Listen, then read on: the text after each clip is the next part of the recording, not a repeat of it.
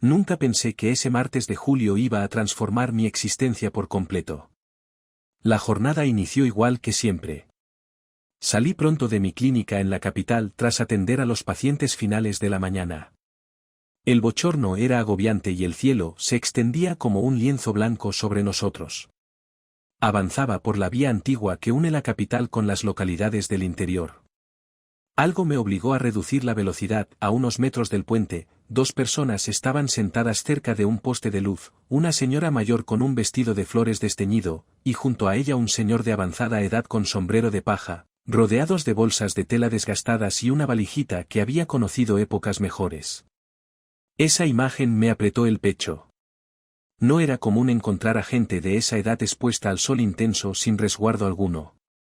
Paré el carro en el borde y descendí. El polvo se alzó con mis pisadas y al aproximarme distinguí sus caras con detalle.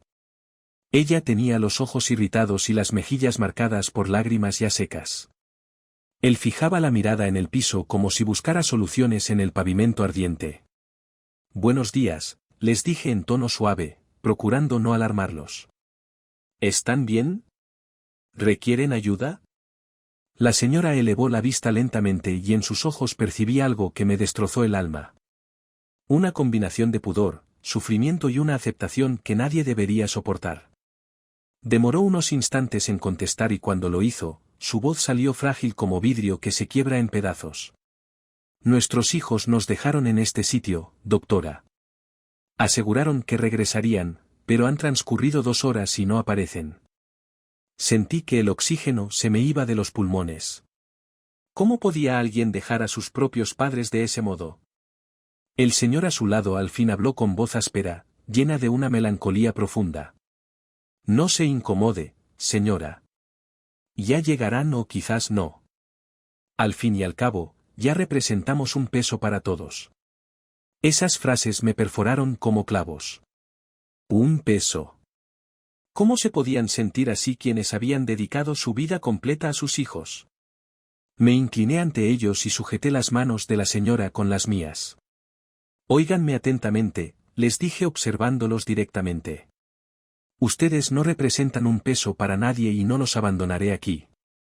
En este instante los llevaré a un sitio protegido». El señor vaciló y en su expresión vi las huellas de alguien traicionado repetidamente que ya no confía en nadie. Pero la señora oprimió mi mano con una energía imprevista y murmuró: «Gracias, hija. Que Dios te proteja». Antes de seguir con esta narración que te va a conmover hasta el llanto, no olvides poner like y escribir un comentario diciéndonos desde qué país nos sigues. ¿México, España, Argentina? Nos fascina saber de dónde nos observas, ya que estos relatos son para todas las que comprendemos el significado del amor auténtico y el significado de la familia. Ahora vamos, prosigamos con lo que ocurrió a continuación. Porque lo que averigüé ese día alteró mi perspectiva del mundo de manera permanente. Los asistí para subir al vehículo con sus escasas pertenencias. La señora se sujetaba a una bolsa de tela como si contuviera el bien más valioso del planeta. El señor transportaba esa valijita con un esmero excesivo, y observé que en el bolsillo de su camisa tenía un sobre amarillento que resguardaba con el brazo.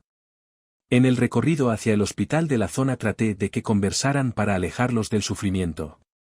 Me indicaron que se llamaban Beatriz y Ernesto. Llevaban 53 años de matrimonio. Ella había sido profesora de primaria en el pueblo hasta que sus rodillas no le permitieron permanecer de pie durante todo el día. Él había laborado en la edificación, erigiendo viviendas y estructuras con sus propias manos, hasta que la espalda exclamó: «Suficiente». Criaron a 4 hijos, les proporcionaron estudios, principios y todo el cariño que 2 almas pueden ofrecer. Pero 3 de esos hijos terminaron siendo una versión deformada de lo que ellos habían plantado. Solo la menor, Lucía, que residía en el extranjero, sostenía un contacto regular. Mandaba fondos cuando era posible y telefoneaba cada semana sin excepción. Cuando mencionaban a ella, los ojos de los dos se encendían con un resplandor único que contrastaba con la aflicción honda que cargaban. Arribamos al hospital y mientras las enfermeras cuidaban a Beatriz, que se encontraba deshidratada y con la tensión alarmantemente elevada, me ubiqué al lado de Ernesto en la sala de espera. Él continuaba aferrado a esa valija y al sobre que conservaba en el pecho. Don Ernesto, le expresé con delicadeza, ¿me puede relatar qué ocurrió con precisión? Él inhaló profundo y empezó a contar con voz interrumpida. Residíamos con nuestro hijo mayor Javier y su esposa desde hace 2 años. Al inicio todo aparentaba marchar, pero gradualmente surgieron las quejas. Que si molestábamos, que si consumíamos demasiado, que si ya no éramos útiles. Cada jornada era una nueva ofensa, doctora. Nos manejaban como si fuéramos muebles antiguos que estorban. Esta mañana Javier nos mencionó que nos conduciría a visitar una hacienda hermosa, donde podríamos residir en calma. Nos entusiasmamos como niños. Creímos que por fin nos apreciaban. Subimos al vehículo con nuestras pocas pertenencias. Sus hermanos, Marcos y Patricia, seguían atrás en otro carro. Detuvimos cerca del puente y Javier indicó que debía verificar una rueda. Nos solicitó que descendiéramos un rato.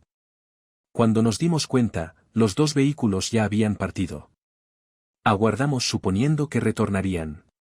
Transcurrió 1 hora, después 2. El sol nos abrasaba y Beatriz comenzó a sollozar. Yo procuraba calmarla, pero internamente me desmoronaba. Doctora, ¿cómo son capaces de eso los hijos que uno educó con tanto esfuerzo? Las lágrimas descendían por sus mejillas surcadas y experimenté una ira que me consumía internamente. Eso no era mero abandono, era maldad absoluta.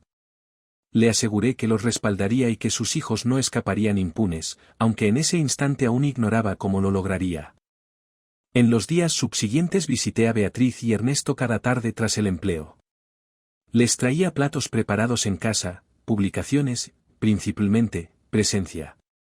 Ellos me narraban anécdotas de su juventud, de cómo se encontraron en una celebración del pueblo, de las adversidades para impulsar a sus hijos. Del orgullo al ver a cada uno concluir sus carreras. Beatriz me instruyó en el tejido mientras me describía cómo remendaba la vestimenta de los niños con sobras porque no había recursos para telas nuevas. Ernesto me contó de los amaneceres en la obra, del agotamiento que se acumulaba en los huesos, pero que desaparecía al llegar al hogar y ver los rostros de sus pequeños.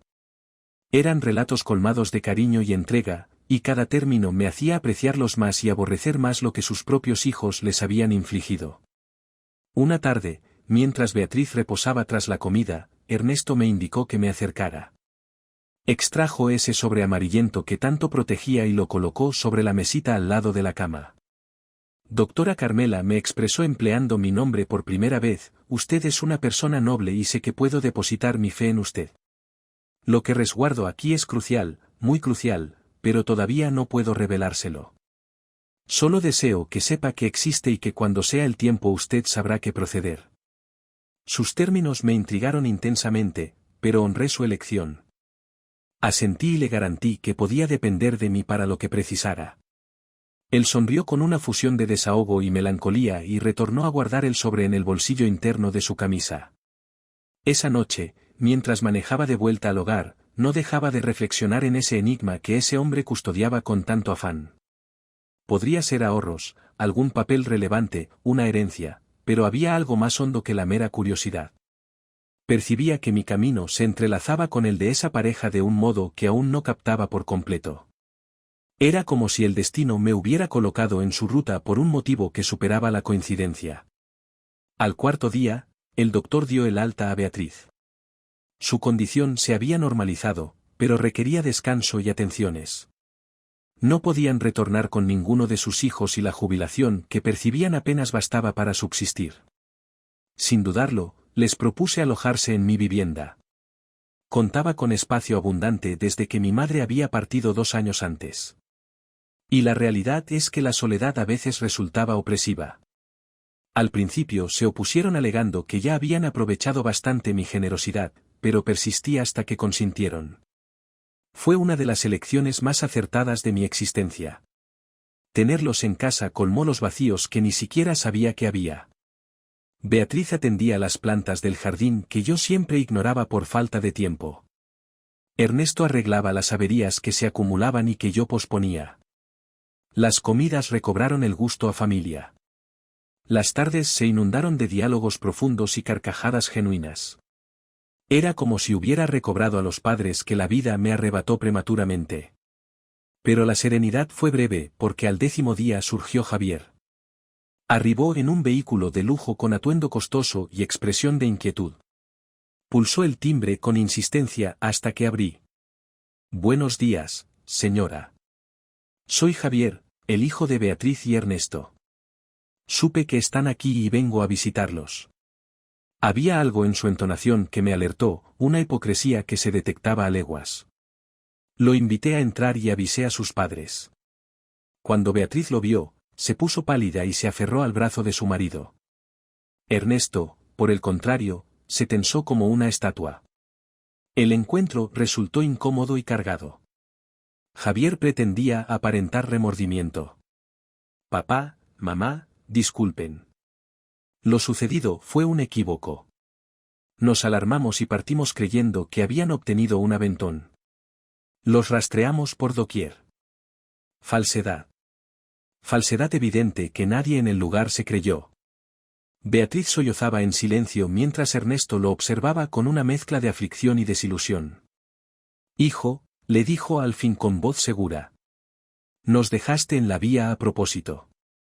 Nos abandonaste al sol como si fuéramos desechos y ahora llegas con invenciones.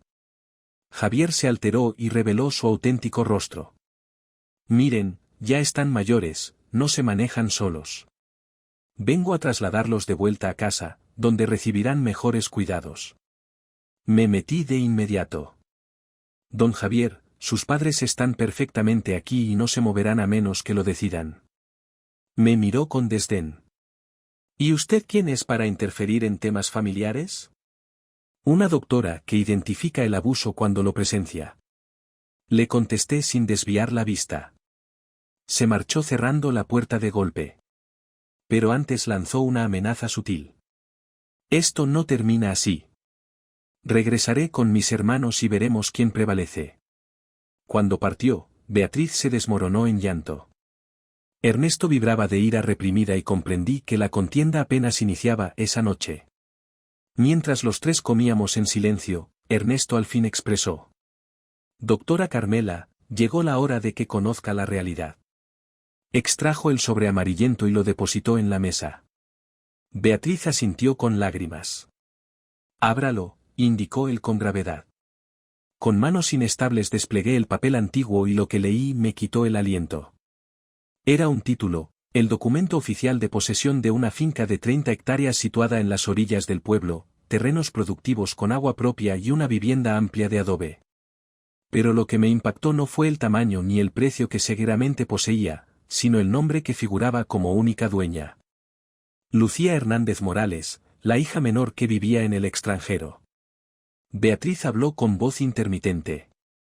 Hace 5 años, cuando la salud de Ernesto se deterioró y los costos médicos nos arruinaron, estuvimos cerca de perder la finca que adquirimos con el esfuerzo de toda la vida.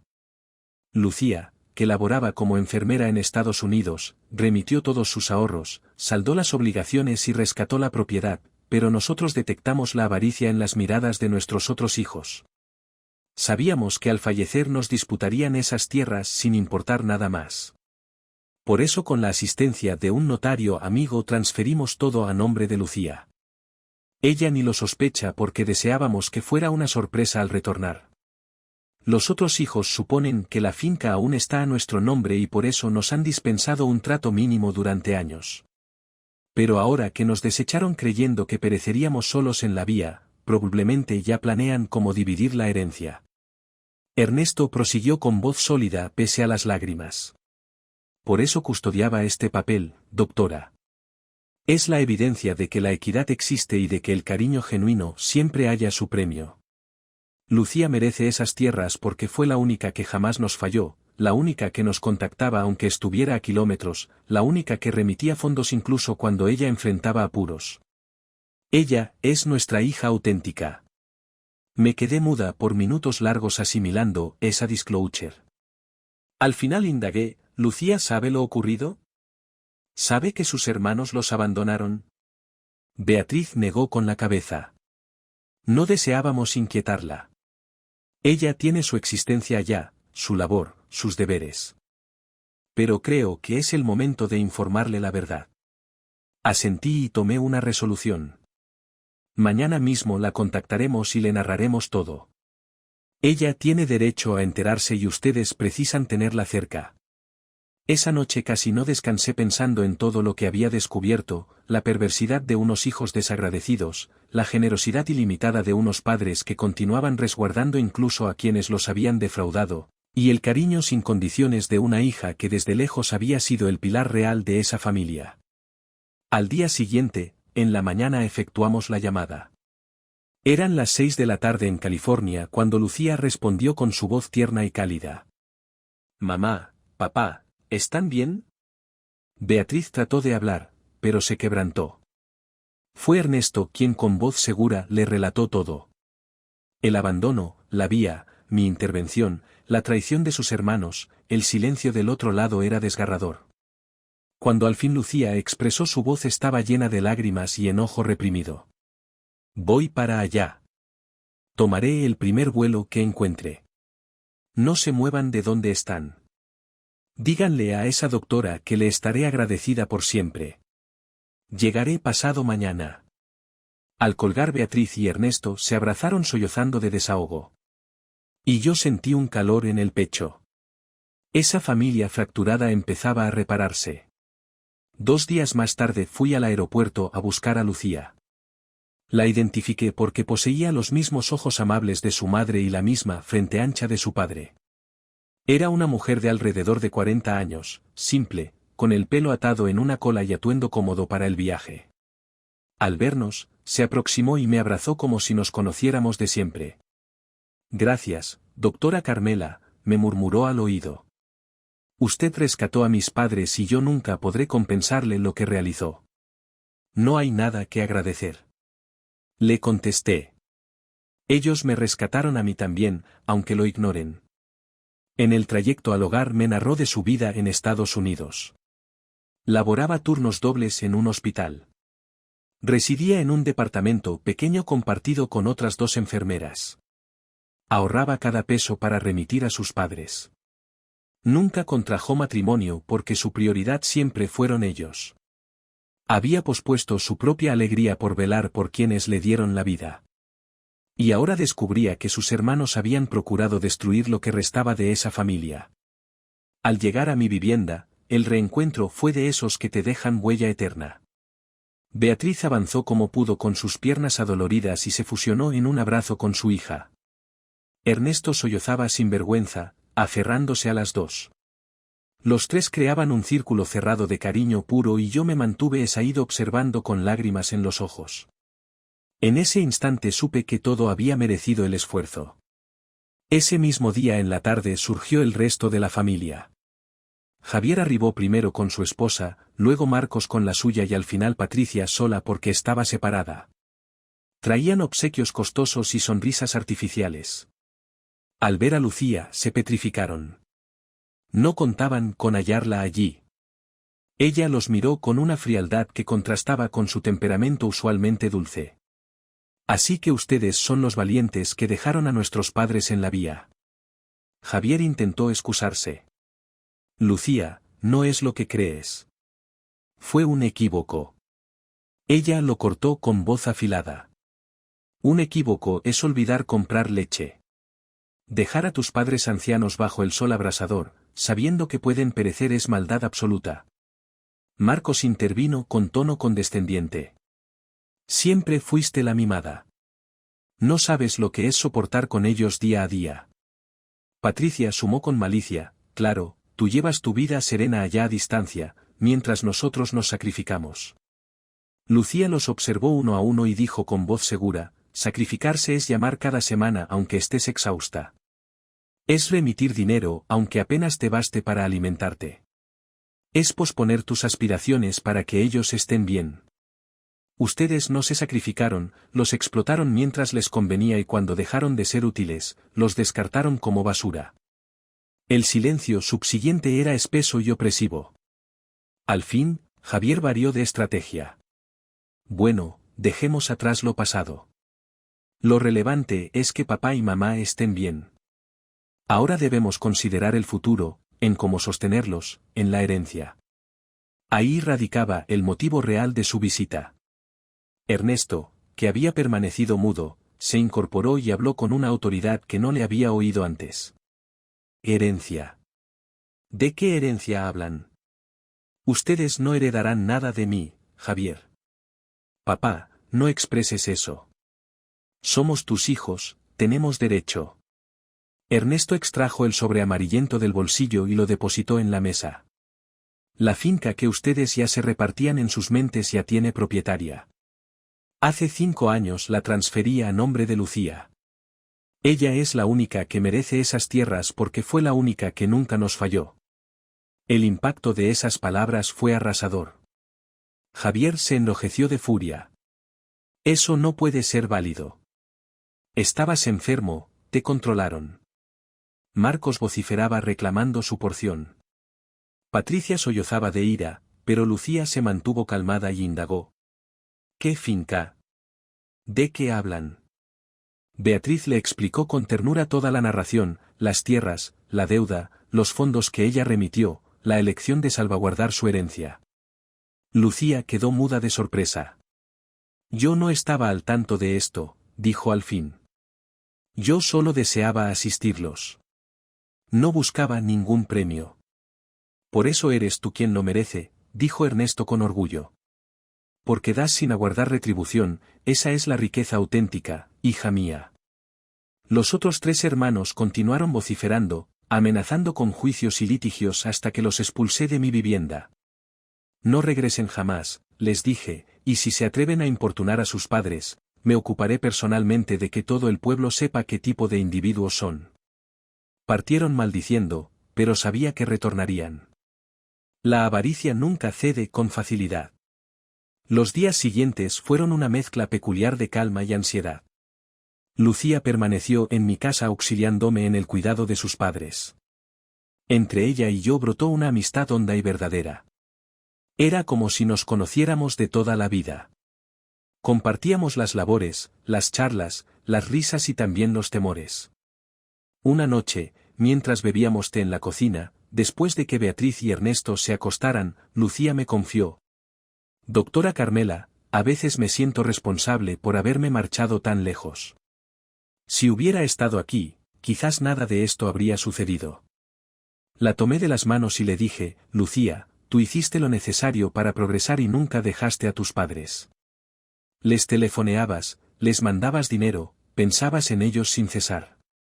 Tus hermanos residían cerca y aún así los trataron peor que a desconocidos. La separación física no mide el cariño. Ella sonrió con lágrimas en los ojos y me abrazó. Gracias por todo lo que ha hecho por mi familia. Usted es un ángel. No soy ángel alguno, le respondí. Solo soy alguien que identifica el mérito cuando lo ve. Esa noche consolidamos una amistad que perduraría eternamente, pero la paz no duró mucho, porque a la semana siguiente Javier surgió con un abogado. Portaban documentos y razonamientos listos para cuestionar la donación de la finca. Alegaban que Ernesto no estaba en pleno uso de sus facultades al firmar, que había sido influenciado, que el título no era legítimo. El abogado era un hombre de edad media, con traje gris y portafolios de cuero, que hablaba con ese aire arrogante de quien cree que la ley siempre lo favorece. Señor Ernesto, inició, necesitamos examinar los papeles de la propiedad. Hay discrepancias que deben resolverse. Ernesto lo miró fijo y replicó con serenidad. Las únicas discrepancias aquí son los hijos que eduqué. El abogado siguió impasible. Entiendo su enojo, pero la norma es clara. Si usted no se encontraba en condiciones mentales apropiadas, me involucré de inmediato. Soy doctora y puedo atestiguar que don Ernesto está completamente lúcido. Además, el notario que elaboró el título también registró eso. ¿O van a dudar de un experto con 40 años de trayectoria? El abogado vaciló. Javier lo interrumpió. Esto es un hurto. Esas tierras pertenecen a toda la familia. Lucía, que había estado callada, al fin habló. Javier, si tanto te importaba la familia, no habrías dejado a papá y mamá en la vía. Lo que ocurrió aquí fue equidad. Papá resguardó lo suyo y lo entregó a quien probó merecerlo. Marcos, que había llegado, también vociferó. Siempre fuiste la favorita, la niña ideal que nunca erraba. Lucía se incorporó y lo enfrentó. Favorita no. Responsable sí. Mientras ustedes se ocupaban de heredar, yo me ocupaba de mantenerlos con vida. La discusión escaló hasta que Beatriz golpeó la mesa con vigor, un vigor inesperado para su debilidad. Basta, exclamó con lágrimas descendiendo por sus mejillas. Basta ya.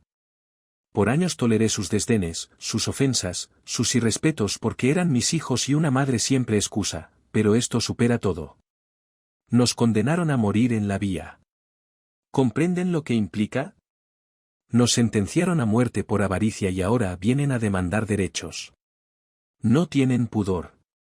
Patricia intentó aproximarse a su madre. Mamá, perdónanos. Cometimos un hierro.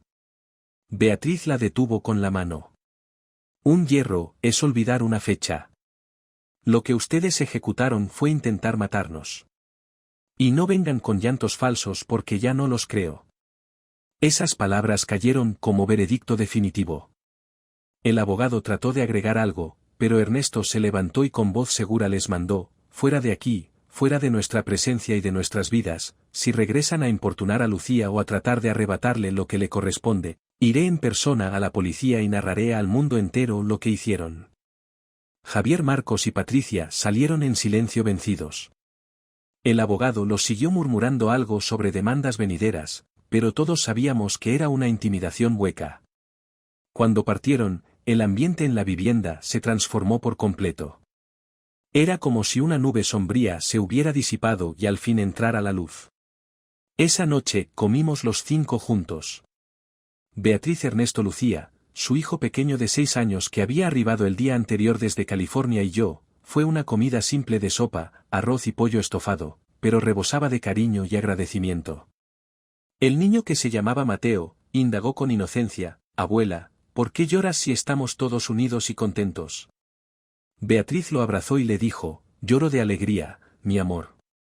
Lloro porque a veces cuando todo parece extraviado, Dios manda ángeles para rescatarnos. Me miró al decir eso y yo negué con la cabeza, el ángel es tu hija, Beatriz. Yo solo actué como cualquier persona con corazón lo habría hecho.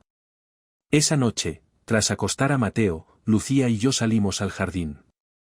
El cielo estaba estrellado y el aire fresco portaba aroma a jazmines. Me confió que había tomado una resolución. Voy a retornar a México definitivamente. Mis padres me requieren y yo los requiero a ellos. Además, ya me cansé de vivir lejos de mi tierra. Le dije que me parecía una elección valiente y adecuada. ¿Y tu empleo?, pregunté. ¿Hallaré algo aquí?, contestó. Soy buena enfermera y siempre hay hospitales que precisan personal. Además, tengo la finca que ni siquiera sabía que existía. Tal vez pueda hacer algo con esas tierras, plantar, cultivar, ofrecerle un porvenir mejor a mi hijo. Le sugerí auxiliarla con los procedimientos y contactos que pudiera requerir, y ella aceptó con gratitud. Sellamos nuestro acuerdo con un abrazo. Y supe en ese instante que esa familia había hallado su ruta de regreso a la felicidad. Transcurrieron las semanas y la existencia halló un ritmo tranquilo. Lucía obtuvo empleo en el hospital donde yo laboraba. Comenzamos a trabajar en el mismo horario y descubrimos que éramos un dúo excelente. Mientras tanto, Beatriz y Ernesto recobraban vigor día tras día. El cariño de su hija y la serenidad que habían encontrado en mi vivienda obraron prodigios en su salud. Ernesto volvió a andar sin bastón y Beatriz recobró el fulgor en los ojos. Resolvimos visitar la célebre finca que había generado tanto alboroto. Un sábado en la mañana partimos todos en mi camioneta. Por el sendero de tierra que conducía hasta allí, el viaje tomó casi 1 hora, pero cada minuto valió. Al llegar quedé sin aliento. La propiedad era bella. 30 hectáreas de suelo fértil con un riachuelo que las atravesaba, árboles frutales en abundancia, un terreno llano ideal para sembrar. Y en el medio una vivienda amplia de adobe con techo de tejas rojas. Requería arreglos, pero la base era firme. Lucía descendió de la camioneta y se quedó inmóvil observando todo eso con lágrimas en los ojos. «¿Esto es mío?», indagó incrédula. Ernesto colocó su mano en el hombro de su hija y dijo con orgullo: «Esto es tuyo, mi niña. Lo adquirimos hace 25 años con el salario que yo ganaba en la construcción. Soñábamos con retirarnos aquí, tu madre y yo, plantar vegetales, criar aves, vivir en paz nuestros años finales, pero la existencia nos llevó por otros rumbos. Ahora este sitio es tuyo para que realices tus propios anhelos». Beatriz añadió: «Y cuando nosotros ya no estemos, este será el hogar de tu hijo, una herencia de cariño, no de avaricia». Lucía se abrazó a sus padres y los tres sollozaron unidos. Yo me aparté un poco para otorgarles intimidad y aproveché para recorrer la propiedad con el pequeño Mateo. ¿El niño? Truncatet 17.850 characters, es motivo, mi amor. El sufrimiento nos guió a la bendición. Lucía sumó: «Papá, mamá, les agradezco por haberme ofrecido la chance de mostrarles mi cariño, por haber creído en mí, por haberme instruido que la familia auténtica se edifica con acciones, no con términos». Yo intervine con voz conmovida: «Y yo les agradezco por haberme integrado como parte de su familia, por haberme mostrado que nunca es tarde para hallar un hogar». Esa noche consolidamos un acuerdo silencioso. Seríamos familia eternamente, ocurra lo que ocurra. Nos velaríamos unos a otros en la salud y en la enfermedad, en la dicha y en la aflicción. Hasta el cierre de nuestros días transcurrieron los años y la existencia siguió su flujo natural. Beatriz y Ernesto envejecieron con honor, envueltos en el cariño de su hija, de su nieto y de mí. Nunca más vieron a Javier, Marcos o Patricia, quienes prosiguieron sus existencias en la ciudad avergonzados del ayer. A veces me cuestionaba si experimentarían remordimiento por lo que ejecutaron, pero luego dejó de importarme. Su sanción era existir con la culpa y con la seguridad de que habían extraviado algo invaluable por avaricia. Lucía transformó la finca en un emprendimiento exitoso. Vendía vegetales orgánicos en el mercado del pueblo. Sus conservas caseras eran renombradas en toda la zona. Incluso inició talleres de agricultura sustentable para jóvenes del lugar. Mateo creció sano y robusto. Estudió agronomía en la universidad, pero siempre retornaba a casa cada fin de semana. Yo me retiré del hospital a los 65 años y destiné mi tiempo íntegro a cuidar de Beatriz y Ernesto, cuya salud comenzaba a menguar. Fueron años dulces repletos de instantes preciados pequeños, desayunos en el porche contemplando el alba, tardes de plática bajo el mango, noches de relatos para Mateo, cenas serenas donde el mero hecho de estar unidos bastaba. Ernesto partió primero a los 89 años. Fue una mañana de primavera. El sol ingresaba por la ventana de su cuarto y los pájaros cantaban fuera. Estábamos todos con él. Beatriz le sujetaba una mano, Lucía la otra. Yo estaba a los pies de la cama y Mateo junto a su abuela. Ernesto nos observó uno a uno con esos ojos sabios que habían presenciado tanto. «Gracias», dijo con voz débil pero nítida. «Gracias por hacer de mis años finales los más alegres». Beatriz le acarició la frente sollozando en silencio. «Nos vemos pronto». «Mi amor», le murmuró. Ernesto sonrió, cerró los ojos y se fue en paz. Su sepelio fue simple pero conmovedor. Medio pueblo asistió porque en esos años se había ganado el aprecio y el afecto de todos. Lo sepultamos en el pequeño cementerio junto a la iglesia bajo un árbol que él mismo había sembrado años atrás. Beatriz aguantó 6 meses más. La aflicción de perder a su compañero de vida la agotó gradualmente pese a nuestros intentos por animarla. Una noche de otoño, mientras descansaba, simplemente dejó de respirar. Fue como si hubiera resuelto que ya era hora de reunirse con su querido. Su sepelio fue igual de conmovedor. La sepultamos junto a Ernesto, porque en vida habían sido inseparables y en muerte también debían serlo. Tras perderlos a ambos, la vivienda se sintió vacía por un tiempo, pero poco a poco la existencia prosiguió como debe ser. Lucía y yo nos respaldamos mutuamente en el luto. Lloramos juntas, recordamos juntas, sanamos juntas. Mateo, que ya era un joven de 25 años, nos infundió fuerzas con su vitalidad y optimismo. Resolvimos perpetuar el legado de Beatriz y Ernesto. Mantuvimos la finca activa. Conservamos la vivienda tal como ellos la habían imaginado. Plantamos un jardín conmemorativo con las flores preferidas de ambos. Cada aniversario de sus partidas realizábamos una pequeña ceremonia familiar donde compartíamos anécdotas y agradecíamos todo lo que nos habían impartido. Yo ya era una mujer de 70 años. Mi cabello estaba totalmente blanco y mi cuerpo no poseía la misma vitalidad de antes, pero mi corazón estaba colmado. Había vivido una existencia plena y significativa. Había hallado el cariño, la familia y el sentido que tanto había anhelado. Lucía seguía siendo mi hermana del alma.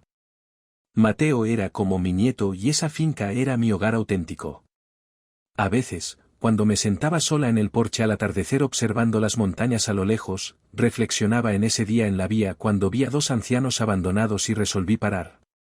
Esa elección tan básica había alterado el rumbo de mi vida por completo. Me había otorgado una familia, me había otorgado un sentido, me había mostrado que el cariño verdadero existe y que la generosidad siempre halla su premio. Reflexionaba en Javier, Marcos y Patricia y sentía piedad. Habían extraviado tanto por la avaricia. Se habían quedado sin padres, sin herencia, sin respeto, sin serenidad interna, mientras que yo, que no compartía sangre con esa familia, había ganado todo lo que ellos habían extraviado. La existencia tiene una manera peculiar de impartir equidad. No siempre es veloz ni evidente, pero al final cada uno obtiene lo que merece. Los que aman son amados, los que dan reciben, los que plantan generosidad cosechan dicha. Un día de verano, cuando yo tenía 75 años y mi salud empezaba a flaquear, Lucía organizó una reunión familiar. Invitó a todos los que habían formado parte de nuestra narración. Vinieron vecinos antiguos, colegas del hospital, los operarios que habían ayudado a restaurar la vivienda, don Esteban, el notario, ya muy mayor, el doctor Ramírez, retirado como yo, amigos del pueblo. Era una celebración de la vida de todo lo que habíamos edificado juntos. Mateo había llevado a su novia una chica tierna llamada Adriana, que me evocaba a Beatriz. En pleno festejo, Lucía solicitó silencio y tomó la palabra. Quiero aprovechar este instante, dijo con voz conmovida, para agradecer a la persona que hizo viable todo esto. La doctora Carmela no solo rescató a mis padres esa tarde en la vía, nos rescató a todos. Me otorgó una familia, le otorgó a mi hijo una abuela, a mis padres les restituyó la dignidad. A mí me mostró lo que significa el cariño sin condiciones. Todos aplaudieron y yo no pude contener las lágrimas. Me incorporé con esfuerzo, apoyándome en mi bastón y respondí, yo no rescaté a nadie. Ustedes me rescataron a mí. Me otorgaron lo que más precisaba. Cariño, pertenencia, sentido. Esta familia me mostró que nunca es tarde para iniciar de nuevo, que el cariño verdadero no depende de la sangre, sino del corazón, que la equidad, aunque demore, siempre llega y que la generosidad siempre tiene su premio. Mateo se aproximó y me abrazó. Tía Carmela dijo, tú eres la evidencia de que aún hay ángeles en la tierra. Negué con la cabeza sonriendo. No soy Ángel Mateo, solo soy una mujer que resolvió actuar correctamente y esa resolución me otorgó la existencia más bella que pude haber soñado. El festejo continuó hasta la noche. Hubo música, comida, baile y muchas anécdotas compartidas. Cuando todos partieron y quedamos solo Lucía, Mateo, Adriana y yo, sentados en el porche bajo las estrellas, sentí una paz honda. Había vivido bien, había amado bien, había dejado un legado de generosidad, eso era todo lo que importaba. Partí un año después, también en una mañana de primavera, igual que Ernesto. Estaba rodeada de mi familia elegida. Lucía me sujetaba la mano izquierda, Mateo la derecha. Adriana estaba a los pies de la cama sollozando quedo.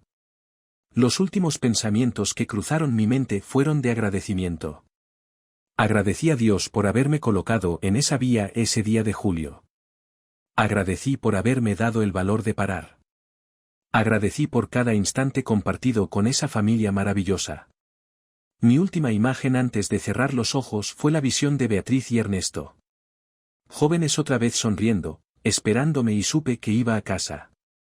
Me sepultaron en el cementerio junto a ellos, porque así lo había solicitado en mi testamento. Deseaba reposar junto a las personas que habían sido mi familia verdadera. En mi lápida, Lucía ordenó grabar una frase simple, pero significativa. Aquí reposa Carmela, la mujer que se detuvo. Esas palabras lo expresaban todo. Mi existencia había tenido sentido porque en un instante crucial resolví detenerme en lugar de continuar. Resolví asistir en lugar de ignorar. Resolví amar en lugar de cerrar el corazón.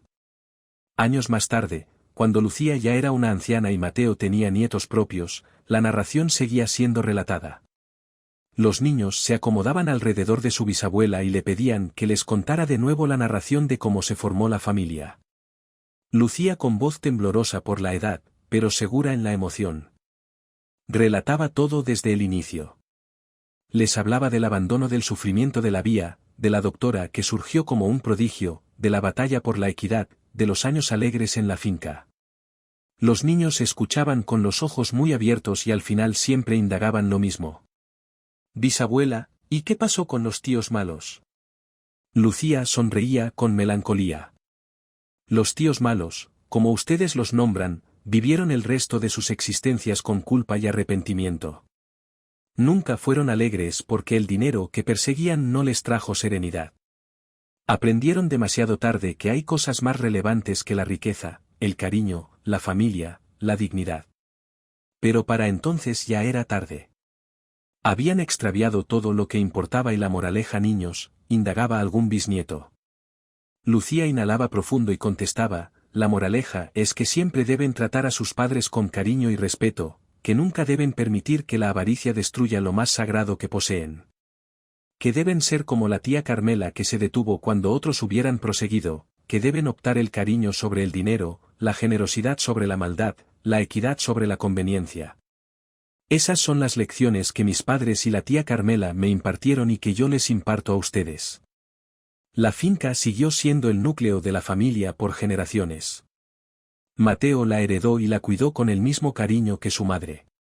Cuando él envejeció, se la transfirió a su hijo mayor, quien también la apreció y protegió. Cada generación aprendía la narración, conocía el esfuerzo, comprendía el legado.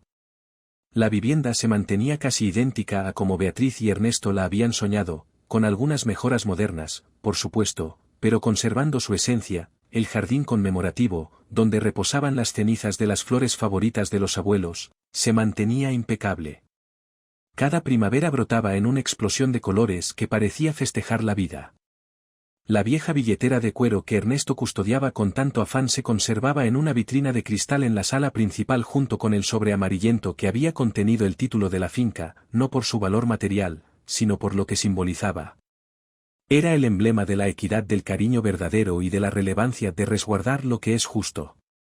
Los visitantes que arribaban a la vivienda siempre indagaban por esos objetos. Y entonces iniciaba nuevamente el relato de cómo una familia fracturada se reconstruyó más sólida que nunca. Transcurrieron 50 años desde ese día en la vía y la narración se había transformado en leyenda en el pueblo. La gente hablaba de Beatriz y Ernesto como ejemplo de honor, de Lucía como patrón de cariño filial, de Carmela como evidencia de que la generosidad existe. Y de Javier, Marcos y Patricia como advertencia de lo que ocurre cuando la avaricia destruye el alma. Algunos decían que de vez en cuando en las noches de luna llena se podían observar 3 figuras sentadas en el porche de la vieja vivienda, 2 ancianos tomados de la mano y una mujer de cabello blanco que los acompañaba. Los escépticos lo atribuían a la imaginación o a las sombras de los árboles. Pero los que creían en algo más sabían que era Beatriz, Ernesto y Carmela, que seguían velando por la familia que habían formado. Seguían custodiando la finca que había sido testigo de tanto sufrimiento y tanta dicha. Seguían recordando a cada nueva generación que el cariño siempre triunfa al final. Y ahora que has oído esta narración completa hasta el cierre, quiero indagarte algo muy relevante. ¿Alguna vez te has detenido a asistir a alguien que lo precisaba? ¿Has sido como la doctora Carmela, que resolvió frenar su carro en lugar de proseguir? ¿O tal vez fuiste como Lucía, que pese a la distancia nunca dejó a sus padres? ¿O quizás conoces a alguien que atravesó una situación parecida de abandono o traición familiar? Cuéntamelo en los comentarios porque me encanta leer sus narraciones y sus vivencias. Cada comentario que dejan es relevante para mí y lo leo con atención. Además, si llegaste hasta aquí y esta narración tocó tu corazón de alguna forma especial, déjame la palabra clave que es amor verdadero. Solo escribe amor verdadero en los comentarios sin agregar nada más. Es nuestra manera de saber quién realmente vio la narración completa y quién permaneció hasta este instante final contigo. Te aseguro que responderé cada comentario con un corazón, porque ustedes son el motivo por el que sigo compartiendo estas narraciones que nos recuerdan lo que realmente importa en la existencia. Y si aún no te has suscrito al canal, por favor hazlo ahora. Toca ese botón de suscribirse y activa la campanita para que no te pierdas ninguna de las próximas narraciones, porque tengo muchas más que compartir contigo. Narraciones de vida, de superación, de cariño y de equidad, como esta. Narraciones que nos muestran que nunca es tarde para actuar correctamente. Que la familia auténtica se elige con el corazón, no con la sangre. Que la generosidad siempre haya su premio, aunque a veces demore en llegar. Recuerda también poner like a este vídeo porque eso me auxilia muchísimo a que más personas puedan hallar estas narraciones y tal vez alguien que esté atravesando una situación ardua encuentre esperanza en estas palabras.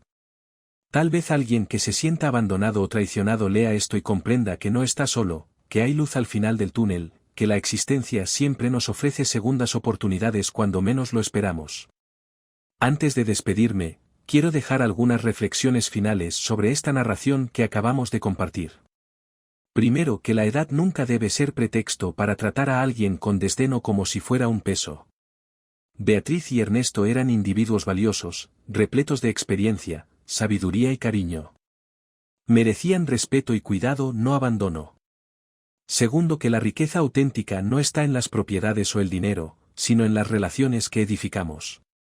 Javier Marcos y Patricia extraviaron lo más preciado que poseían por perseguir bienes materiales. Tercero, que nunca subestimes el poder de un acto de generosidad. Cuando Carmela resolvió detenerse esa tarde, no sabía que estaba alterando no solo la vida de dos ancianos, sino también la suya propia. Un simple gesto de compasión se convirtió en una familia entera y en un legado que perduraría generaciones. Cuarto, que la equidad, aunque a veces demore, siempre llega. Puede que no sea inmediata, puede que tengamos que pelear por ella, pero al final la verdad siempre emerge y cada uno obtiene lo que merece. Quinto, que el perdón es potente, pero no implica permitir que te sigan dañando. Beatriz y Ernesto perdonaron a sus hijos por su propia serenidad interna, pero también fijaron límites y protegieron lo que era justo. El perdón no es equivalente a ser ingenuo o tolerar el abuso. Sexto, que la familia auténtica se demuestra en los momentos arduos, no en los buenos tiempos. Cualquiera puede estar presente cuando todo marcha bien, pero solo quienes realmente aman permanecen cuando llegan las tormentas. Lucía demostró ser familia verdadera desde la distancia con sus llamadas, su preocupación, su respaldo constante, mientras que sus hermanos, que residían cerca, demostraron ser extraños con malas intenciones. Séptimo, que nunca es tarde para hallar tu sitio en el mundo. Carmela era una mujer solitaria que creía que su existencia ya estaba definida, pero a los 55 años halló la familia que siempre había requerido. La existencia siempre nos reserva sorpresas bellas si mantenemos el corazón abierto.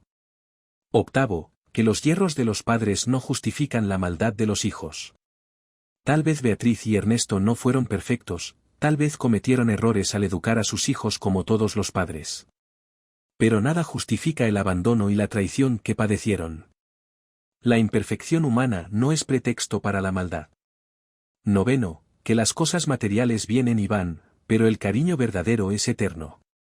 La finca podría haberse extraviado, la vivienda podría haberse derrumbado, pero el cariño que unió a esa familia elegida trascendió todo lo material y continuó incluso después de la muerte. Y décimo, que cada elección que tomamos tiene repercusiones. Javier Marcos y Patricia tomaron la elección de abandonar a sus padres y esa elección les costó todo lo que poseían. Carmela tomó la elección de detenerse y asistir y esa elección le otorgó todo lo que necesitaba. Nuestras elecciones definen quiénes somos y qué tipo de existencia vamos a vivir. Esta narración también nos muestra algo muy relevante sobre el envejecimiento y cómo tratamos a nuestros mayores en la sociedad contemporánea. Vivimos en una cultura que frecuentemente descarta a las personas mayores, que las ve como un peso en lugar de como un tesoro de sabiduría y experiencia. Beatriz y Ernesto tenían tanto que aportar todavía, tantas narraciones que contar, tantas lecciones que impartir, tanto cariño que dar. Pero 3 de sus hijos solo veían bocas que alimentar, espacio que ocupaban, dinero que consumían. Esta mentalidad es peligrosa y destructiva. Nuestros mayores merecen ser honrados, respetados, cuidados y valorados. Ellos nos dieron la vida, nos educaron, sacrificaron sus anhelos por los nuestros. Lo mínimo que podemos hacer es asegurarnos de que sus años finales sean dignos y repletos de cariño. Además, piensa en el ejemplo que damos a nuestros propios hijos cuando tratamos mal a nuestros padres. Les estamos mostrando que cuando nosotros envejezcamos, ellos pueden tratarnos de igual modo. La rueda siempre gira y lo que plantas es lo que cosechas.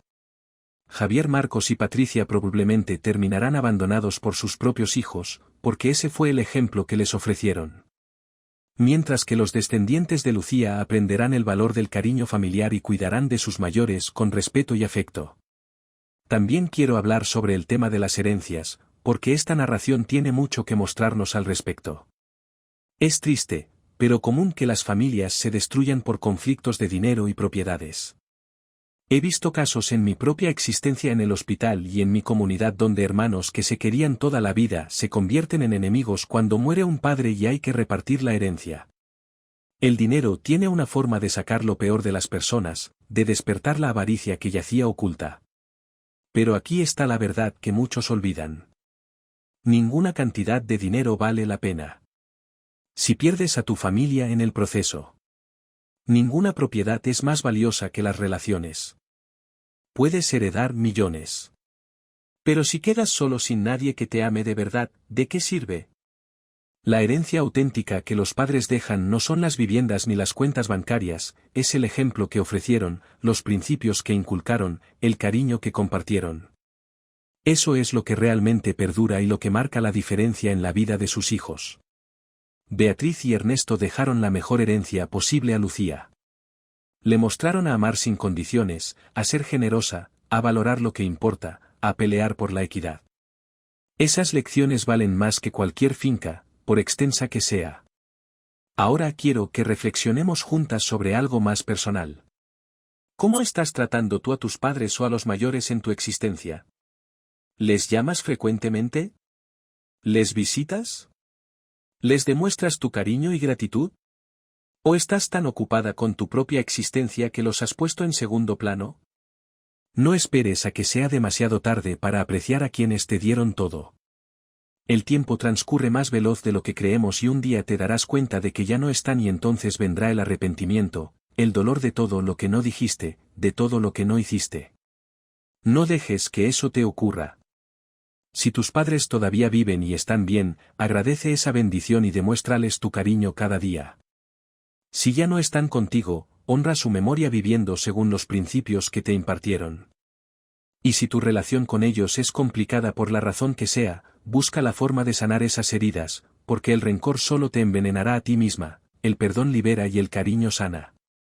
Y para aquellas de ustedes que tal vez se identifiquen más con Carmela, que están solas, que sienten que la existencia les pasó de largo, que piensan que ya es tarde para hallar cariño o familia o sentido, quiero decirles esto con todo mi corazón. Nunca es tarde. Carmela tenía 55 años cuando su existencia cambió por completo. Podría haber pasado de largo ese día en la vía.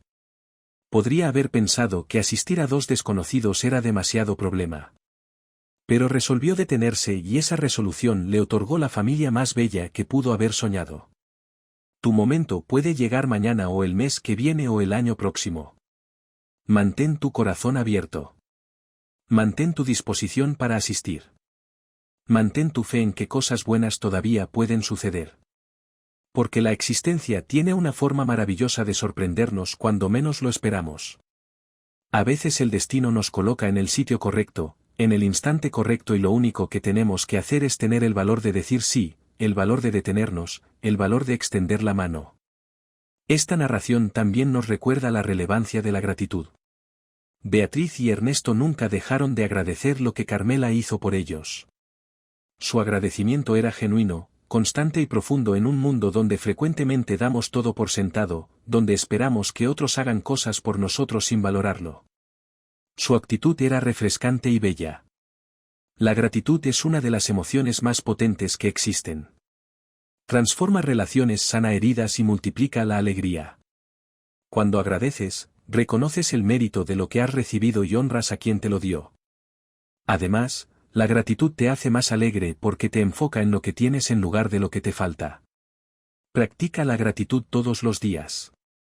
Agradece las pequeñas cosas, el sol que sale cada mañana, la comida en tu mesa, el techo sobre tu cabeza, las personas que te aman. Cuando cultivas un corazón agradecido, atraes más bendiciones a tu existencia. Quiero también resaltar el rol tan relevante que jugó la amistad entre mujeres en esta narración. La relación entre Carmela y Lucía fue esencial para la sanación y dicha de ambas. Se convirtieron en hermanas no de sangre, sino de corazón. Se respaldaron mutuamente en los momentos arduos. Celebraron juntas las victorias. Compartieron la existencia. Las mujeres precisamos esas conexiones profundas con otras mujeres. Precisamos esas amistades donde podemos ser vulnerables, donde nos comprendemos sin palabras, donde nos sostenemos cuando el mundo se tambalea. Si tienes amigas así, cuídalas como el tesoro que son. Y si aún no las tienes, mantén tu corazón abierto, porque llegarán en el instante indicado.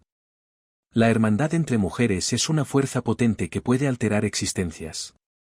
Finalmente, quiero hablar sobre el legado. Todos vamos a partir algún día. Esa es una verdad inevitable. Pero lo que sí podemos controlar es qué dejamos atrás. ¿Qué recordarán de nosotros? ¿Qué impacto tuvimos en la existencia de otros? Javier, Marcos y Patricia dejarán un legado de vergüenza, avaricia y traición. Sus descendientes conocerán la narración de cómo abandonaron a sus padres y cargarán con esa mancha. Beatriz, Ernesto, Carmela y Lucía, en cambio, dejaron un legado de cariño, generosidad, equidad y honor.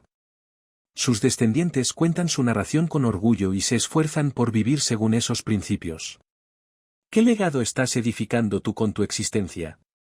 ¿Qué dirán de ti cuando ya no estés? ¿Te recordarán por cuánto dinero tenías o por cuánto cariño diste, por tu éxito profesional o por tu generosidad con los demás? Estas son preguntas relevantes que todas deberíamos hacernos porque la respuesta determina cómo vivimos cada día. Construye un legado del que puedas estar orgullosa. Vive de tal manera que cuando llegue tu último día puedas mirar atrás sin arrepentimientos, sabiendo que amaste bien, que asististe cuando pudiste, que hiciste del mundo un lugar un poquito mejor. Así que, mi querida amiga, que me has acompañado hasta el cierre de esta larga narración, te invito a que reflexiones sobre todo lo que hemos compartido aquí. Piensa en las elecciones que estás tomando en tu existencia, en cómo estás tratando a las personas que amas, en qué tipo de legado estás edificando y si hay algo que precisas cambiar, no esperes. Hazlo ahora. Llama a tus padres si aún los tienes. Abraza a tus hijos. Perdona a quien precisas perdonar. Asiste a quien puedas asistir. Ama con todo tu corazón, sin temor, sin reservas, porque la existencia es demasiado corta para desperdiciarla en cosas que no importan y al final solo quedará el cariño que dimos y recibimos. Eso es lo único que realmente cuenta. Recuerda siempre que eres valiosa, no por lo que tienes, sino por quién eres. Que mereces cariño, respeto y honor sin importar tu edad. Que nunca es tarde para iniciar de nuevo, que la generosidad siempre tiene su premio, que la equidad, aunque demore, siempre llega, y que el amor verdadero, el amor que no pide nada a cambio, el amor que da sin esperar recibir, ese amor es la fuerza más potente del universo. Ahora sí me despido de ti, pero antes quiero agradecerte de corazón por haber estado aquí conmigo durante toda esta narración. Sé que fue extensa, pero cada palabra tenía un propósito, cada instante tenía una lección. Espero que algo de lo que compartimos aquí haya tocado tu corazón, haya movido algo dentro de ti. No olvides dejar tu comentario contándome qué te pareció la narración, si conoces casos similares, qué lecciones te llevas. Recuerda escribir amor verdadero si llegaste hasta aquí. Dale like al vídeo, suscríbete al canal si aún no lo has hecho, Activa la campanita para recibir notificaciones de los próximos vídeos. Comparte esta narración con alguien que creas que precisa escucharla, tal vez tu mamá, tu hermana, tu amiga, porque estas narraciones son para compartirse, para recordarnos lo que realmente importa en la existencia. Y ahora te invito a que veas el siguiente vídeo que aparece en tu pantalla, donde te tengo preparada otra narración igual de conmovedora e inspiradora. Te espero allí para seguir compartiendo juntas estas reflexiones sobre la existencia, el cariño y la familia. Hasta pronto, mi querida amiga. Que Dios te bendiga y te llene de amor verdadero siempre. Yeah.